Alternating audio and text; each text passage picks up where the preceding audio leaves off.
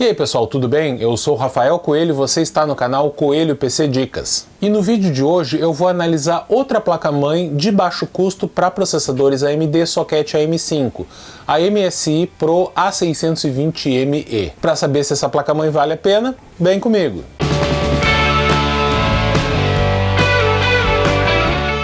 Recentemente eu analisei uma placa-mãe de baixo custo para socket AM5, a ASRock A620M HDV M2+, e concluí que ela é uma boa opção para montar um PC básico ou até mesmo intermediário nessa plataforma, tendo como único ponto negativo grave a falta de portas USB de alta velocidade. Daí apareceu essa MSI no mercado, por um preço ainda mais baixo, a Pro A620ME, que eu comprei para fazer esse teste por R$ 540.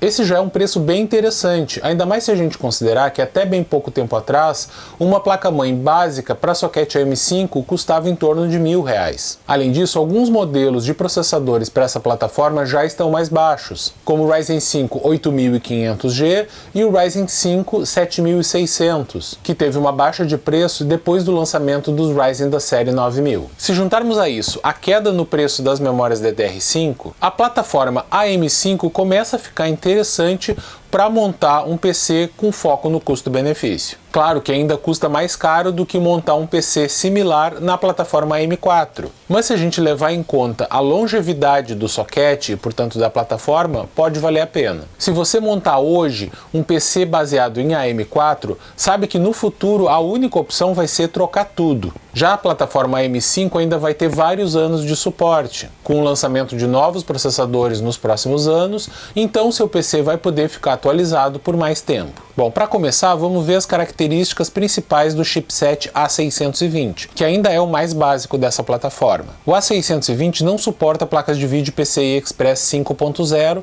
e nem tem pistas 5.0 controladas pelo chipset, da mesma forma que o B650. A principal diferença é que o A620 também não suporta SSDs PCI Express 5.0, apenas 4.0. Isso não faz muita diferença na prática, porque ainda não existem placas de vídeo PCI Express 5.0 e os SSDs que usam 5.0 ainda são raros e caros.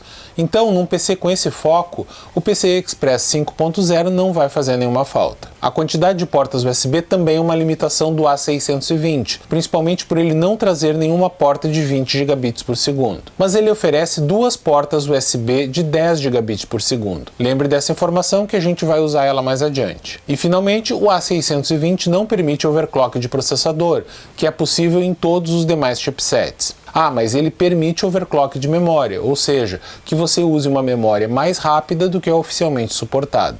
Agora que a gente falou das características do chipset, vamos analisar a MSI Pro A620ME. Essa aqui é a caixa da placa-mãe. Ela é uma placa de baixo custo, mas faz parte da série Pro da MSI, a mesma da placa-mãe do meu PC de trabalho, que você confere no vídeo que está aparecendo aí no card. Aparentemente, o grande diferencial dessa série, que faz com que ela seja voltada a aplicações profissionais, é que esses modelos não têm iluminação RGB. O conjunto de acessórios é condizente com uma placa-mãe de baixo custo. Tem um espelho traseiro, um cabo SATA, um parafuso para o slot M.2 e um guia rápido de instalação. Economia ao máximo nesses acessórios. Aqui temos uma visão geral da MSI Pro A620ME, com PCB na cor preta e um pequeno dissipador no chipset. Ela usa o formato Micro ATX, medindo 211 por 244 mm. Salta aos olhos imediatamente a falta de dissipadores, tanto no regulador de tensão quanto no slot M.2. Agora vamos focar nos detalhes da placa. O primeiro ponto é que ela tem apenas 2 slots para memórias. Na plataforma AM5, isso não chega a ser um problema, porque em geral não é recomendado usar 4 módulos de memória de qualquer forma, já que o limite de velocidade de memória é bem mais baixo quando você usa 4 módulos. A MSI Pro A620ME suporta até 128 GB de memória DDR5, com velocidades até 6.800 megatransfers por segundo. Ela suporta Dual Channel e é compatível com o modo Expo. Olhando para os slots, vemos que ela tem um slot PCI Express 4.0x16, controlado pelo processador. Por isso, se você instalar um processador da série 7000 ou 9000, esse slot realmente trabalha com 16 pistas. Mas se instalar um Ryzen 5 8600G ou um Ryzen 7 8700G, esse slot funciona em 8x por causa da limitação do processador. Se for usado um Ryzen 5 8500G, ele vai funcionar apenas em 4x. Um ponto positivo é que esse slot tem proteção de metal, que dá mais resistência mecânica e diminui a interferência eletromagnética. A placa-mãe também tem um slot PCI Express 3.0x1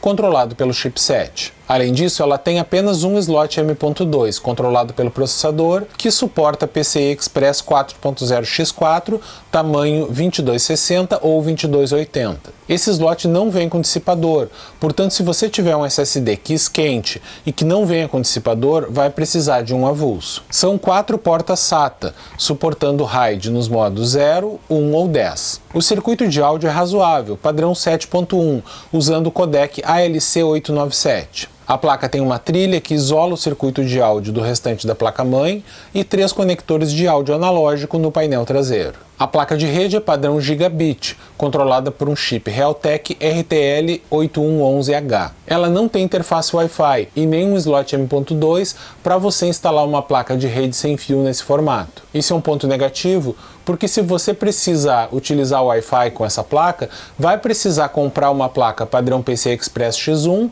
ou então um adaptador USB. Um ponto positivo da placa-mãe é o conjunto de LEDs de indicação do POST, que mostra o andamento da inicialização e, em caso de falhas, permite que você descubra qual componente está com problema. É bastante útil esse recurso. Ela não tem nenhum tipo de iluminação RGB, mas vem com um conector para dispositivos RGB de 12 volts. Não tem nenhum conector de RGB endereçável de 5 volts. Outro recurso interessante é a presença de uma porta serial, que pode ser útil em aplicações profissionais que usem o PC para controlar dispositivos antigos. Os conectores para ventoinha são apenas 3, todos eles com 4 pinos. Agora vamos analisar as portas USB. No painel traseiro são 2 portas USB 2.0 e 4 portas USB 3.2 Gen 1, tipo A, de 5 gigabits por segundo. Não há nenhuma porta tipo C e nem nenhuma porta com velocidade mais rápida, de 10 gigabits por segundo ou 20 gigabits por segundo. Nos conectores para ligação das portas do painel frontal do gabinete, são 2 conectores que disponibilizam 4 portas USB 2.0 e um conector com 2 portas USB 3.2 Gen 1. Na minha opinião, é aqui que a MSI fez uma economia porca. Lembra lá no início quando eu falei que esse chipset oferece 2 portas USB 3.2 de 10 gigabits por segundo? Pois é, o fabricante não implementou nem essas 2 portas. Eu vou falar um pouco mais sobre isso lá nas conclusões. Só para terminar de analisar o painel traseiro, além dos conectores de áudio, da porta de rede e das portas USB, ainda temos conectores PS2 para teclado e para mouse e 2 conectores para monitor, um padrão VGA e um HDMI. Agora vamos dar uma olhada no regulador de tensão. Como eu comentei antes, ela não tem dissipador de calor no regulador de tensão. Ele usa um projeto total de 9 fases, numa configuração que parece ser 6 mais 2 mais 1, com capacitores sólidos e bobinas de ferrite. O controlador é um Richtech RT3678BE. Cada uma das fases principais usa um MOSFET Sinopower SM4337 de 55 amperes e um SM45013NH de 80 amperes. Eu rodei um teste com o processador Ryzen 5 8600G a plena carga e medi a temperatura com o termômetro digital, e o ponto mais quente do regulador de tensão indicava 55 graus Celsius. O HW Monitor também registrou o mesmo valor, que é uma temperatura razoável. A MSI Pro A620ME é compatível com todos os processadores Ryzen da série 7000, 8000 e 9000, a partir da versão da BIOS 1A. Então, o que eu achei da MSI Pro A620ME? A grande vantagem é que ela é, na data de hoje, a placa-mãe para processadores Ryzen socket AM5 mais barata do mercado brasileiro. Então ela até pode ser uma boa opção se você está montando um PC básico, com foco no menor preço possível usando essa plataforma, com um processador Ryzen 5 da série 7000, 8000 ou 9000. O seu regulador de tensão, apesar de simples, dá conta desses processadores. Eu só não recomendo utilizar com ela processadores Ryzen 9, que demandam mais energia e podem ter uma limitação no desempenho. Além disso, não faz nenhum sentido pegar a placa-mãe mais barata do mercado e utilizar com um processador de preço mais alto. Só que não dá pra gente negar os pontos negativos da MSI Pro A620ME. O primeiro deles é que ela só tem um slot M.2 para SSDs. Só para comparação, a ASRock A620M HDV/M2+, que eu testei recentemente, tem dois slots M.2 para SSDs. Como os SSDs NVMe são, de longe, o dispositivo de armazenamento mais recomendado hoje em dia, eu acho extremamente importante você ter um slot extra na sua placa-mãe, para o caso de você querer instalar mais um SSD no futuro. O segundo ponto negativo, e o mais grave na minha opinião, é a configuração extremamente pobre das portas USB. Primeiro porque ela não tem nenhuma porta tipo C, nem no painel traseiro e nem nos conectores para o gabinete. Atualmente são vários dispositivos que usam esse padrão USB tipo C, desde SSDs externos até a conexão com smartphones que utilizam o padrão tipo C. Não faz mais sentido que um PC hoje em dia não tenha pelo menos uma porta desse tipo. E na minha opinião, uma porta USB tipo C ainda é muito pouco. Não bastasse isso, ela só traz portas USB 3 de 5 gigabits por segundo. Mesmo com o chipset suportando, a MSI não implementou nenhuma porta de 10 gigabits por segundo. Essas portas são extremamente úteis, seja para SSDs externos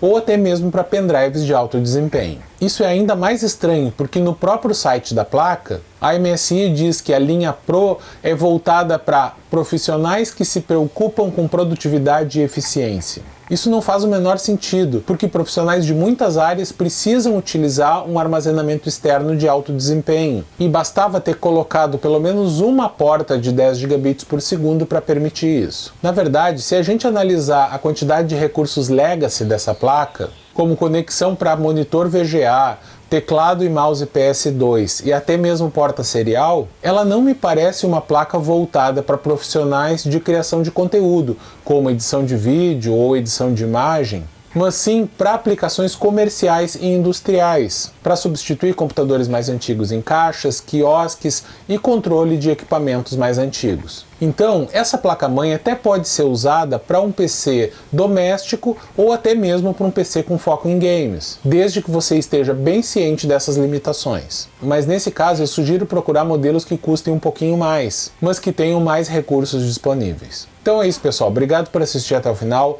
Se você gostou desse vídeo, não se esqueça de deixar seu like e de se inscrever no canal, que são coisas que não custam nada e que ajudam bastante na divulgação do meu trabalho. Valeu!